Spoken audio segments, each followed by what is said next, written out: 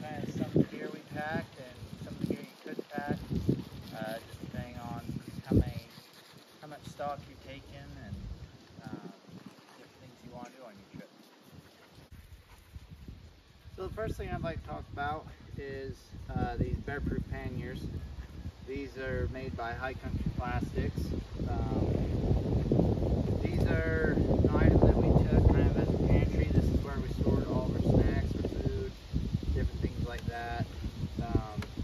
Just keep the critters out of our food. Also prevent us from having to hang our food in the trees. We use these boxes. These, my grandpa actually modified them a little bit. He put these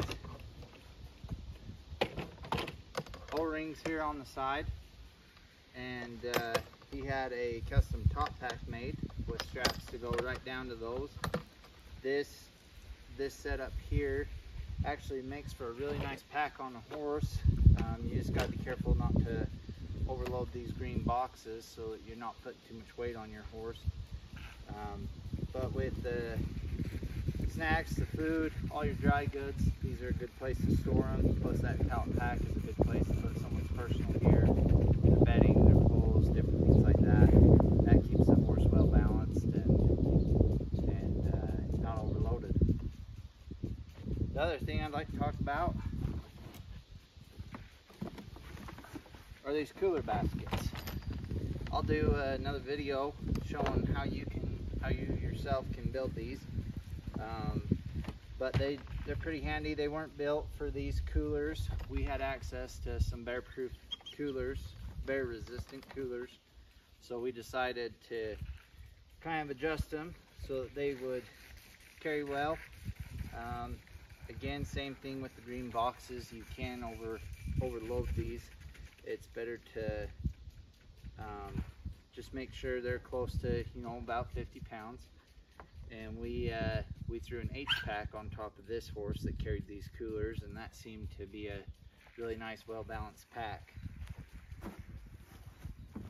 So this pannier here, I'll talk a little bit about this. This is one my grandpa built many years ago, probably when I was very young. He built these before he got into these green panniers, so we don't use these much anymore. But this is a kitchen pannier. Yeah, he usually keeps things like a propane lantern, propane bottles, keeps them all nice and organized. He used to store some dry goods stuff, seasonings, different things like that. His cookware, his eating ware, all went in these panniers. Now, I don't know if he found the design somewhere, but he had built these a lot like these green boxes are built. He built them to kind of curve with the side of your stock so that it could be the most comfortable it could be for them. He also built these nice carry handles on there that you could also strap your top packs down to. We just got nylon strap hangers. They're bolted through the wood with some carriage bolts, and those, if you load them correctly and don't overweigh one side or the other, is another good option for your pack strips.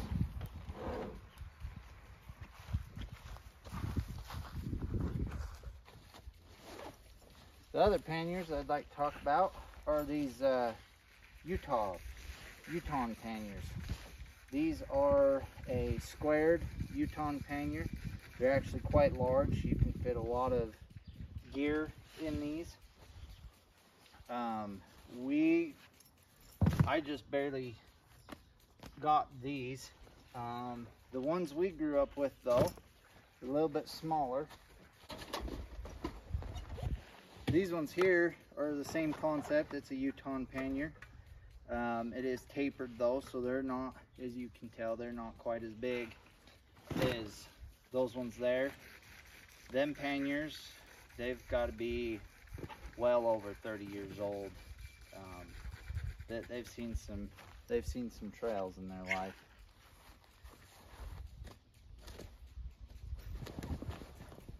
This is the only top pack I have here right now. My brothers use the other top packs for their personal gear, so they have them at their homes, cleaning them out. But this is just a square top pack. This is a pack that would fit very well with any pannier setup you've got. The thing that we used that top pack for was to carry this canvas tent in, and it worked really well. This tent only weighs about 40 pounds, so it worked out perfect as a top pack on a horse. The other top packs we used ended up holding bedrolls, like I said, personal gear. This was about the only one that held the tent. I'll take a quick moment and talk about the pack saddles I build. May have to adjust that camera view a little bit. So these are the pack saddles I build. They are made from a 10 to 12 ounce Herman oak leather that is a harness leather. I use all grass hardware on all my pack saddles to help with corrosion and you know, looking weathered and old after a while. This britch in here is made out of that same 10 to 12 ounce harness leather. It's got brass rivets holding on to buckles. These pack saddles are very, very strong, very, very durable, but they're built in a way that if you have issues, you send that certain part back to us, or even send your whole pack saddle back to us, and we will fix the issues that are wrong with them. They do have lifetime warranties on them. For the leather, right now I can't do a lifetime warranty for the tree, but for the cost of a new tree, we will install a new tree for you if you end up breaking one. This breast collar is made with that same 10-12 ounce Herman oak harness leather. It is brass. You got your big O-ring in the front to help prevent that breast collar from choking your horse riding too high. It allows this breast collar to really set the angle of whatever your animal needs to stay on there. We also put a strap down to your cinch, your girth, to help that horse or mule to not have that breast collar riding up on their neck. We use a Herman oak latigos that are very strong, they're very thick. They take a little bit of time to break in though, so when you first get your pack saddle, don't expect to take it on a trip, because you'll need to get that stretch out of them latigos. Take it up, pony your pack animal up on the mountain for a little while, really get the stretch out of that latigo.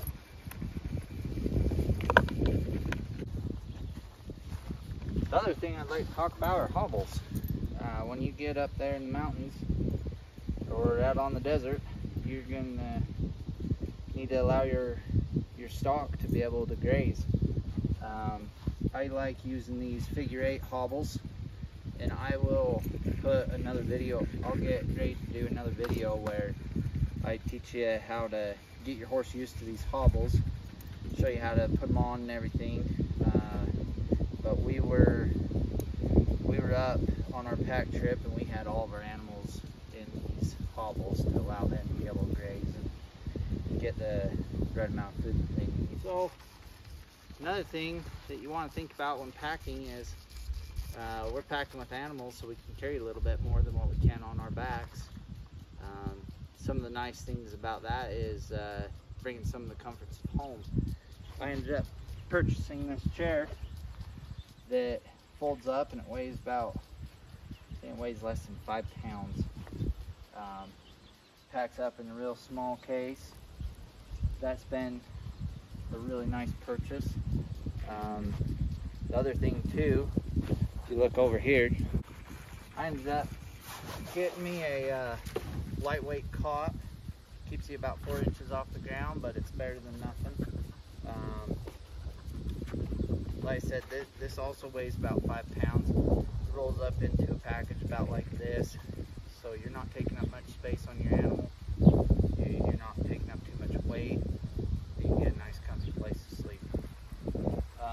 This here behind me is a bedroll. This is what my dad used to pack all this stuff in, all of his personal clothes, his sleeping bag, and we just folded that up. It was used as a top pack for one of our pack animals, and it worked out really well. One thing that we've talked about doing is all of us, me and my brothers, my dad, my brother-in-law, all getting these bedrolls to be able to take our own personal gear in, and each one of them would have their own top pack and sit on a pack animal. What do you want to play? We're YouTubing here. So, packing's kind of one of them things that kind of expensive to get into. Of course, you know how expensive it is to own stock if you're watching this video. It's also expensive to get into all this gear. One thing that we grew up with using, instead of having a top pack, we just had these army duffel bags. These worked really well for shoving the sleeping bag in one and putting on one side of the pack animal and taking the other duffel, putting all your personal gear in it, strapping it to the top of the other side of the pack animal, just above the panniers, and those actually work very well. They're a more cheap option to get into with packing. The other thing is, if you're a fisherman,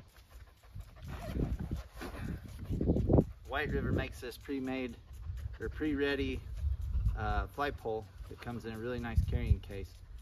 What we do with our fishing poles is we put them in these cases, and we'll set them on top of a pannier right up against the sawbuck. And we lay that one reel on top of the pack animal like this, and the other reel on top of the pannier. And then we place our top packs on top of those to help sandwich them in. I'll make another video of how we load our pack animals. But once you have your panniers, your top pack, everything on, you need to cover it. My grandpa has always ran these cellophane tarps. Now, most pack animals don't like these cellophane tarps. Just they're noisy, they're loud. As you can see, they're not very durable. You smack a tree and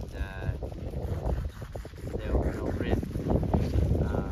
The one purchase I've made recently that I have really enjoyed is just canvas tarp. This is a 7x7 canvas tarp that works really well for putting over the top of the pack animal. It's very durable.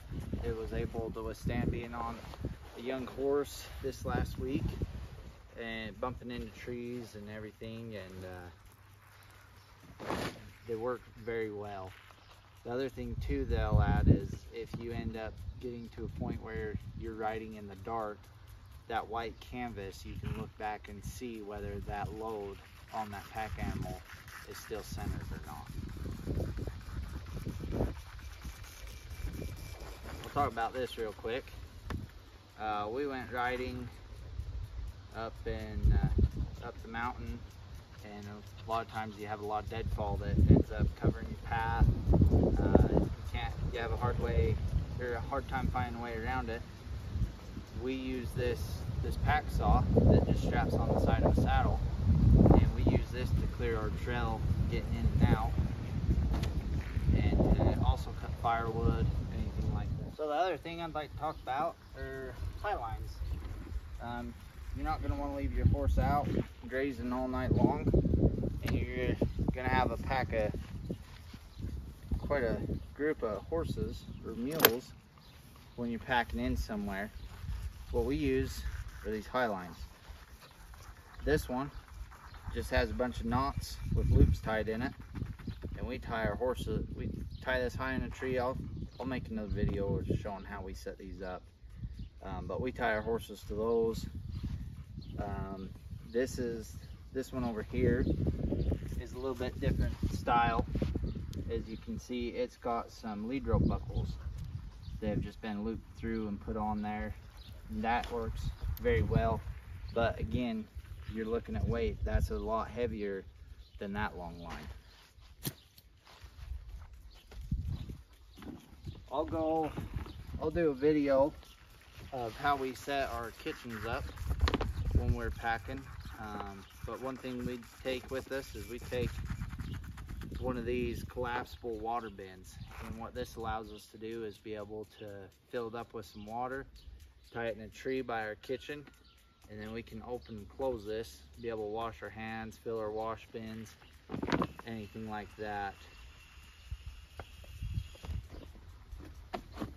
So kind of the part of the reason why I wanted to start this YouTube channel, other than promoting the pack saddles I build, is to be able to give some, maybe some gear reviews, or just kind of bring knowledge, put some knowledge out there for those who want to get into it. I feel like horse packing or mule packing is one of the things that is kind of going away. It's not really a big thing anymore, and it's I think that's due to not enough information being out there, or information being hard to find. I've done a lot of research, looking up YouTube channels or videos, or even just searching the internet for different avenues of information for packing, and there's not really a whole lot out there. And the other thing too is I felt like most of the pack saddles that are out there, there's plenty of pack saddles for like $500-600, and I don't feel like they're built with thick enough leather, or with the pack animal itself in mind. Kind of like that breast collar thing, that was one thing that I'd noticed that needed to be changed from pack saddles that we've used in the past. And I feel like with our pack saddles at Sawbuck Ridge, we've come up with a good solution to that, to be able to bring to you the best pack saddle, not only for you but for your horse. Eventually I'd like to get to the point where we've got a website where you can purchase our pack saddles from us. Right now you'll have to contact us through email, and you'll have to make an order, and we will produce the saddle and ship to you, and we can work out details over email, or you calling us. The other thing too is I'd like to get to the point where we've got a website where you can get on and purchase all the gear that you'd need, from your personal gear to your gear for your stock. That's kind of our goal, is to just bring information out there and to compile every little thing that you'd need all in one spot, so you don't have to go far to get all your gear. If you have any questions or concerns, let me know. Also, if you have any suggestions, things you'd like to know about, let me know. As far as Decker saddles, I have not built any yet. I've not really been around them. I've only packed with Sawbucks. But it is one thing that I kind of want to get into, is building some Deckers and talking to people that own them, and figuring out what the best avenue is to be able to build the best Decker saddle. But for right now, we've got just the Sawbucks, and yeah. So let me know if there's anything you'd like to know about that we do. But like I said earlier in the video, I'll be doing some videos on how we actually load our pack animals, also how to train your animals to take to hobbles, and we'll do some cooking and kitchen videos as well, to show you guys what kind of gear works best for what you're doing.